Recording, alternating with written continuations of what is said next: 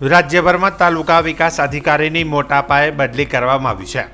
164 તાલુકા વિકાસ અધિકારીને અરસપરસ બદલી કરવામાં આવી છે, જેના ભાગરૂપે બનાસકાંઠા જિલ્લાના વાવ તાલુકા પંચાયતના તાલુકા વિકાસ અધિકારી 11 માસ જેટલા ટૂંકા ગાળામાં લક્ષ્મીબેન ઠાકોરની બદલી કચ્છ જિલ્લાના લખપત તાલુકા પંચાયતના તાલુકા વિકાસ અધિકારી તરીકે બદલી થતાં આજરોજ 7/10/2024ના રોજ વાવ તાલુકા પંચાયત હોલ ખાતે વિદાય સમારંભ યોજવામાં આવ્યો હતો,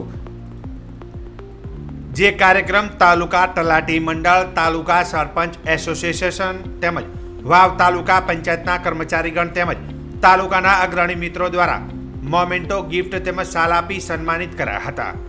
કાર્યક્રમ અંતર્ગત લક્ષ્મીબેન ઠાકોરે સંબોધન કરતા કેટલાક નેતાઓના વિરુદ્ધમાં હૈયાવરાલ ઠાલવી હતી, જેમાં જણાવ્યું હતું કે ખોટા કામ કરવાના આવે તે મારા લોહીમાં નથી, મારા સંસ્કારમાં નથી, તેના માટે મારે જે કાંઈ ભોગ દેવાનો થશે હું દઈશ। ખોટા કામ હું આજે નહીં કરું અને કાલે પણ નહીં કરું। મને સરહદે મૂકી છે, ત્યાંથી કરાચી 24 કિલોમીટર થાય છે, જેની તાકાત હોય ત્યાં મૂકી દે, હું ત્યાં પણ નોકરી કરવા તૈયાર છું।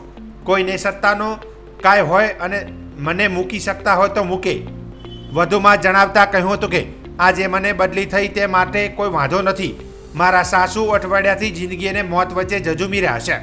મારો પરિવાર એક અઠવાડિયાથી જમ્યો નથી અને એવા સમયે જે કુકર્મ કર્યું છે, મારા મોઢે નકરોડા નોરતા ચાલે છે।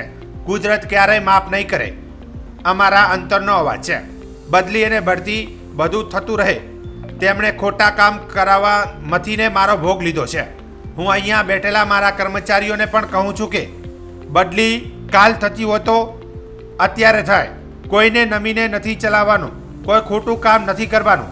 નોકરીમાં જોડાયા છીએ એટલે બદલી તો થતી રહેવાની।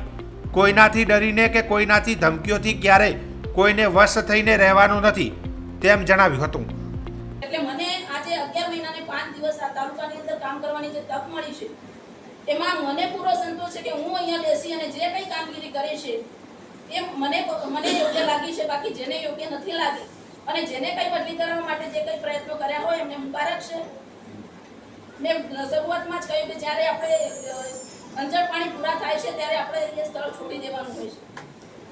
લોકો પોતાના મા બાપે કેવા સંસ્કારો આપ્યા છે, એ સંસ્કારો લઈ જ્યારે પબ્લિકની વચ્ચે આવતા હોય એ લોકોમાં ઉજાગર થતા હોય છે।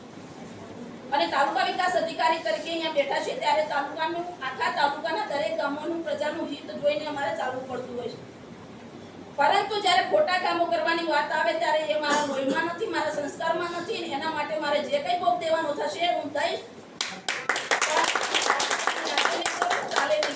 મને સરહદે મૂકી છે, તેનાથી કરાચી 24 કિલોમીટર થાય છે, તેની તાકાત